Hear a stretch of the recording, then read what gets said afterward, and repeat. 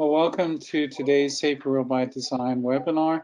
Very happy to have Jacinta Mani-Raja with us from Curadigm Analytics and a new Safer Robot Design partner. And the importance of data science in developing knowledge representations like adverse outcome pathways and our use then of data collected or generated in the lab for integrated testing and assessment is a very important initiative, let's say, that we have. We share a lot of others in the community on the acceptance of evidence from new approach methods. And a very important aspect of that is curation. How do we go about curating this data and make sure that it's good quality, that it's complete, that we have good metadata supporting integration. So this is our topic today for the next half an hour or so from Jacinta. Then we'll have, I hope, a good discussion and take your questions. So with that, I hand over to you, Jacinta. Looking forward to your talk very much. Yeah, thanks, Barry. So let me just see if I could share my screen. Yeah. Yep, we have your title slide there loaded. Yeah, okay, just a second. Okay, great. Go ahead.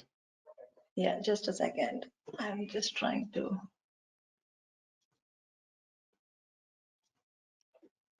Yeah, so thank you so much. Okay, go ahead.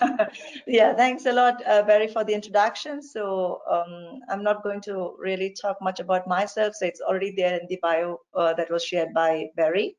So let us get into the presentation right away. So today's topic is on the curation of drug-induced mechanistic toxicological processes and AOP. AOP is nothing but adverse outcome pathways in liver injury. So Barry already outlined about the importance of curation in biomedical research, and I'm going to talk more on the importance of curation as well as how we have achieved collecting very interesting information from the literature for the topic that I'm going to discuss about.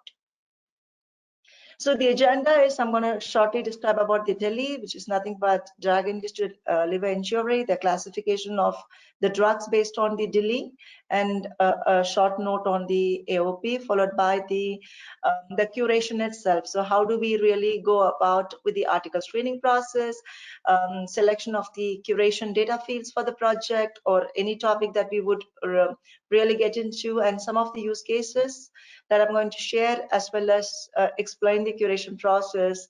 And I have a couple of dashboards as well to share with the team. So the drug-induced liver injury. So this is a very important hot topic in the pharmacy side, because whatever drug that the pharma is getting into the market, that is primarily checked for the toxicity purpose. So the drug-induced liver injury is something. Just a second, I will pick the, yeah. So it's nothing but an adverse reaction to drugs, or as a predictable event when an individual is exposed to toxic doses of some compounds, or as an unpredictable event with many drugs that are in common use. So the drugs are primarily classified into 3 groups based on its toxicity.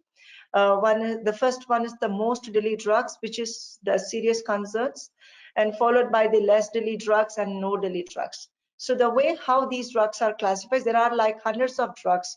I mean, like there are about 300 plus drugs that have brought into this DILI category. And these drugs are primarily classified based on the drug label guidelines that are given by FDA. So these are the approved drugs that are demonstrating the liver toxicity. And if you go to the drug label documentation for any approved drug, so there are like 4 classifications, like boxed warnings. These are the serious warnings, and warning and precautions. This is the second level of warning, and adverse reactions, and there are no real liver related adverse reactions reported for the drug. So every drug label documents talks about these 4 types of adverse events. So when a particular, for example, liver cirrhosis or hepatitis or whatever liver disease is being like, I mean, specified under boxed warning, so it's been like considered as the most delayed drug. Followed by the warnings and precautions and adverse reactions accordingly, the categorization or the classification of DILI criteria has been designated. So when it comes to the adverse outcome pathway, so what it is primarily, so when a particular drug is being administered, there are a series of events that takes place in a cell line or in an animal model, in vivo, in vitro, as well as in the clinical state. So AOP, the adverse outcome pathway, is like a model that identifies the sequence of molecular and cellular events that are required to produce a toxic effect in an organism when it is exposed to a substance or a drug. So primarily when we talk about the AOP, it's a kind of a sequential events. So there is a drug, and the drug triggers a kind of a molecule which is designated as a molecule initiating event. So a particular molecule is being expressed or altered, or whatever the alterations it may be, then it really affects the next level, which is the key event. It could be at the cellular level, followed by the tissue level, organ level, and an adverse outcome has been reported. So how we could curate this kind of a sequential event and construct an AOP, because this is a very important information for a researcher, and this helps the systems toxicologist to make some kind of a predictive toxicity, to see whether this particular drug can be administered to a patient with a given dose or whatever it could be. So this really brings a lot of information for a researcher and pharma to see whether the drug is really taken care in terms of toxicities and safety and toxicity prediction. So the objective of this whole project that we did is how we could really build the information with the help of the manual curation, because there is a lot of data available out there. There are certain databases available, like AOP Wiki is one database, and LiverTox of NCBA is another database. There are a lot of, and comparative toxicology database is also out there, but these information really talks about a lot of higher level data. But when it comes to the molecular level information, there is a huge gap.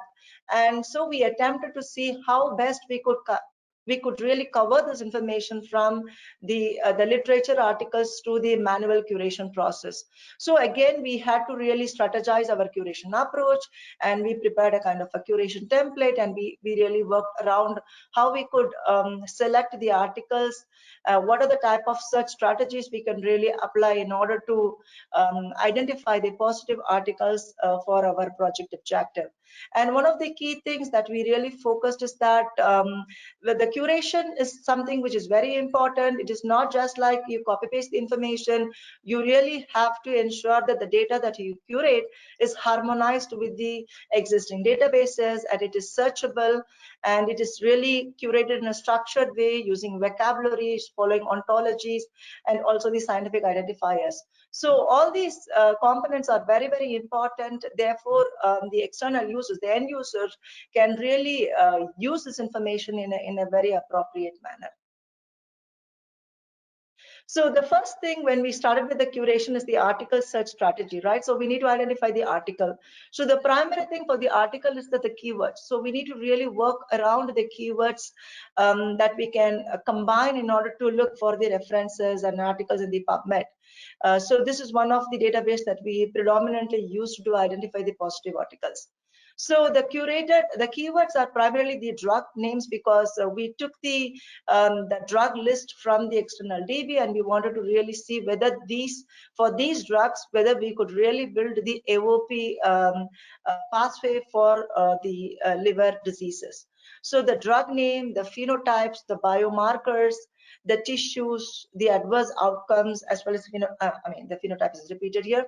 Sorry for that. So these are the different vocabularies or keywords that we primarily stitched, and these keyword combinations we used to. It is a more of an iterative process, and then we apply these keywords, the combination of the keywords in PubMed, and we look for the results, the hits coming from the PubMed, and then we go through every article to see whether this article fall under the scope of our curation. So once the keywords are generated, the hits are out of the PubMed database, then the curators would go through every article, manually read the article at the abstract level to see whether this article is relevant in respect to drug-induced liver injury.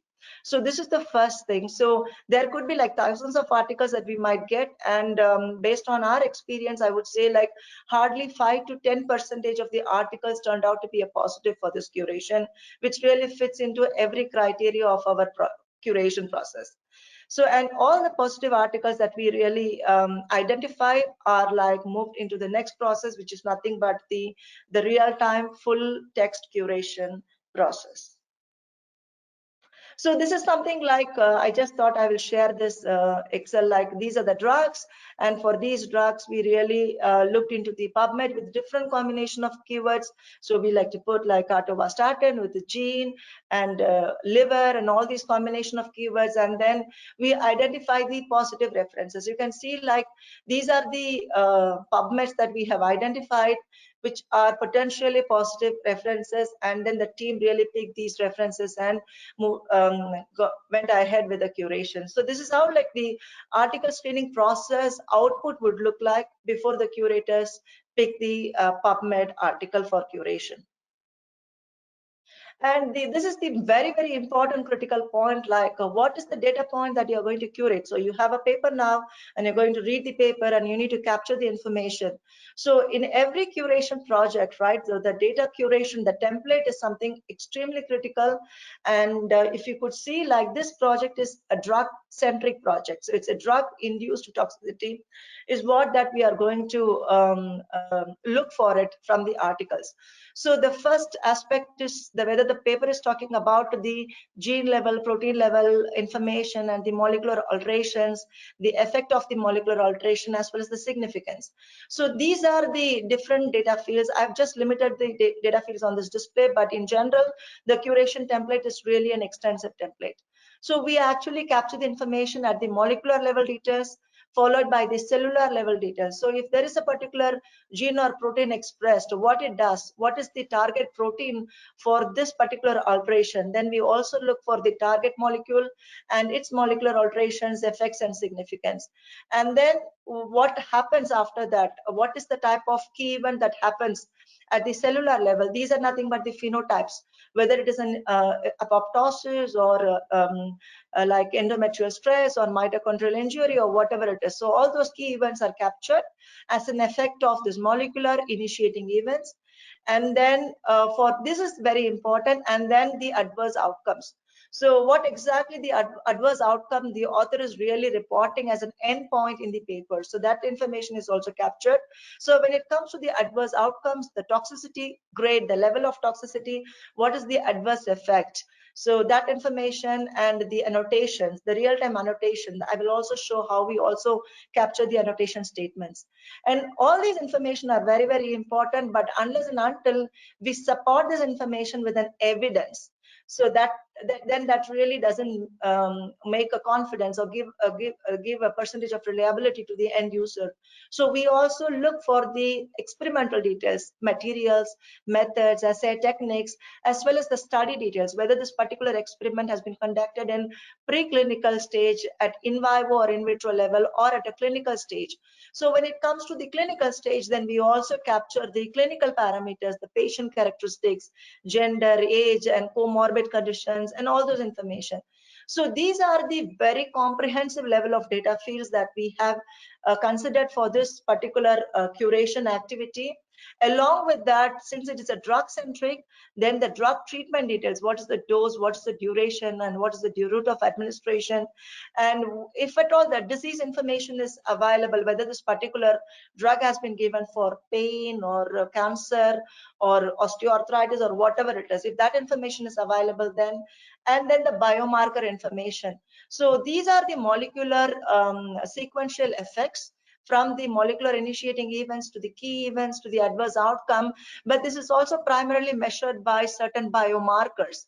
So that level of information is also captured. And as I have mentioned, in every aspect of our curation, we follow the standard identifiers, vocabulary, structured curation. So this is all about the curation data points, and it is a longitudinal template of data fields. So I have a simplified sample for you in my next slide. So this is how our curation sheet would look like. So this is the PubMed ID, this is the drug name, and from evidence. This is primarily from the paper, from what figure and from which aspect of the discussion that we have captured this data. And what is the molecule, what is the effect of that molecule, what is the target molecule, and what happens at the phenotypic level, whether this phenotypic level is at the cellular or tissue level, and the study type, what is the adverse outcome, and all those information. So I've just brought a very simplified snapshot for you. And this is something very important as well, we have captured the information in a very structured manner, but we also stitch that information. So this is more like a data-driven annotation statements. So this is manually written by the curator. So once a particular information is captured in a structured manner, then we also make the statements so that it is easy for the end user to get an overall understanding of that particular molecular initiating event to the key events and the adverse outcomes. So here you can see it's a significant increase of protein carbonyl content, indicates the lipid peroxidation, which leads to hepatotoxicity. And this was observed in liver homogenates of atorvastatin treated mice. So if you see this statement, which is manually constructed statement, all the critical points which is important for constructing a sequential pathway or network which leads to the AOP is being finely captured. And these are the different statements. I just thought I will keep it here for your review. And so now the next few slides are about the use cases. So we have done this for multiple drugs. So I'm going to showcase how this network that we have built for nimesulide, busulfan, and amiodarone. So let's go with this nimesulide. So this is the drug which is like non-steroidal anti-inflammatory drug, primarily used to treat pain, osteoarthritis, and so on. And also this is a kind of an interesting note. So due to the most concerns about this drug, about the risk of hepatotoxicity, this particular drug also has been withdrawn from market in many countries, but this is an approved drug for pain. And if you see for this particular drug, when we curated this information, we have actually curated these many molecular alterations at the MIE levels. And it's very interesting to see this information. You might not get it in a database as such, because this is a kind of an hidden data in the literature. And then these some of these molecular initiating events are really acting on these target proteins. And what happens to the target proteins? So the expression of BAX has been increased, and here aconitase activity has been decreased, and all these interesting mechanistic level is being captured from the literature. So this slide is more of this nimesulide at the molecular alteration level. So the next one is that these are the different key events that we have captured for nimesulide from the articles. So this is interesting, and primarily as an outcome, as an endpoint for nimesulide, we found this particular drug is really leading to hepatotoxicity and liver injury. So these two adverse outcomes that we have actually identified for this drug, but these are the in-between molecular interactions, target proteins at the cellular level, as well as the key events both at the tissue and cellular level has been captured for nimesulide. So I'm just giving you the data points, but the back end of this data is like a very longitudinal data in a very structured manner.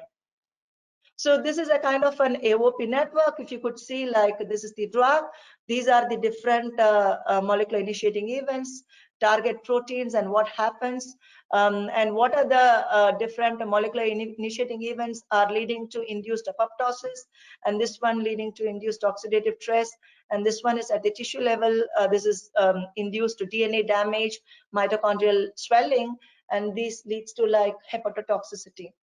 And this is an extension again, because this is actually very comprehensive network that we have got it. So again, we have identified the MIEs and the hepatotoxicity and liver injury. So this is one use case on nimesulide. And this is busulfan. So this is a chemotherapy drug which is used for CML. And you could just, I mean, since I have explained the earlier one, you can just see. This is the maximum information that we have got it from busulfan, which leads to the liver related adverse outcome. So these are the molecular initiating events followed by the target proteins and induced cell cycle regulation. And these are the key events at the tissue level, which leads to induced venous occlusive disease. So this is another use case. And this is the third one, amiodarone. And this one is the drug, which is, it's an anti-arrhythmic drug. It's used for the heart disease. And this is one of the most comprehensive curated DILI drug in our curation project. So many genes are differentially regulated, expressed, or altered in this particular disease drug administered condition. And these are the different key events that we have observed in our curation. And this particular drug, based on our literature curation, leads to these adverse outcomes: liver injury, toxicity, acute liver failure, and liver cell steatosis, and hepatotoxicity. So this is another interesting use case. So all the previous three use cases are more of drug centric. So I just took something little different. So drugs to a single adverse event. So how many drugs are really taking you to the adverse event steatosis? So based on our curation, these are the 4 drugs are having an impact of these adverse outcomes, which are like steatosis, valproate, stavudine, and amiodarone, and methotrexate. So similarly, I took one more adverse outcome. Okay, so this is another adverse outcome is hepatotoxicity.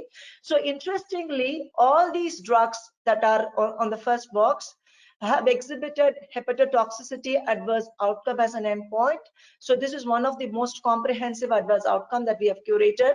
And you can see like these many key events that we have curated that leads to hepatotoxicity based on our literature curation.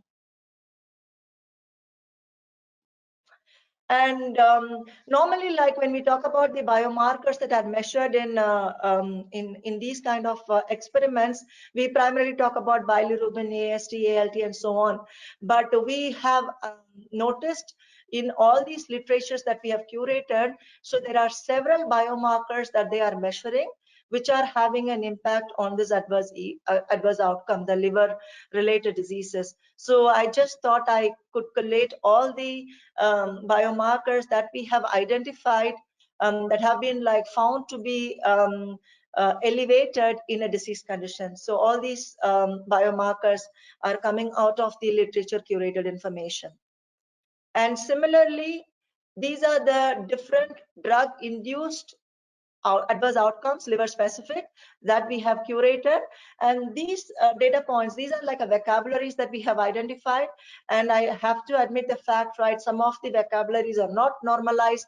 So most of the terms are like coming out of the articles. There could be some redundancies or duplications, but it is the point that I wanted to convey is that the coverage of adverse outcomes are really incredible in terms of this curation project. So we were able to identify several liver associated adverse outcomes based on these drugs that we have studied for this project.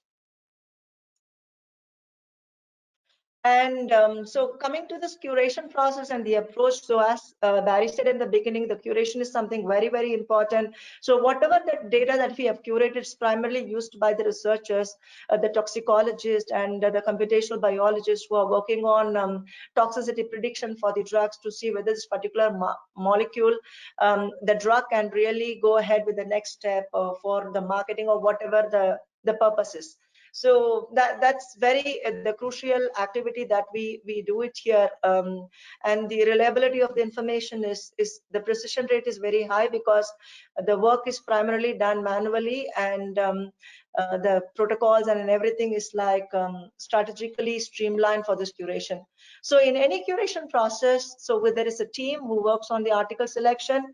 They are the one who really apply the keywords and look for the positive articles, and there is a team who really does the real-time curation. They read the full text papers and curate the information and populate the data into that extensive spreadsheet. And there is a team of highly experienced SMEs and editors who oversee the information, and then there is a QA and QC team who really validate the final deliverable data, and then that goes to the end user. So any curation that we take it up, like this is a kind of a process that we follow very strictly, and henceforth high quality data is being delivered to the end user.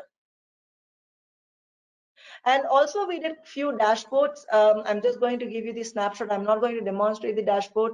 So this is a kind of a very interesting dashboard. So this is more of an adverse outcome centric. So these are the different adverse outcomes. So I just brought some 20 top adverse outcomes. So the top layer is on the adverse outcomes. The inner layer is the key events, and the final inner layer is the drug. So this is actually a dashboard which is like a dynamic sunburst dashboard. So you can click every cell here, and then you can really see if the moment I click hepatotoxicity, I would get to see the different key events associated with hepatotoxicity, and then the drugs that are primarily tagged to those key events. So this is one way of dynamic dashboard, which is more of adverse outcomes centric dashboard. And the next one is more of a drug centric dashboard.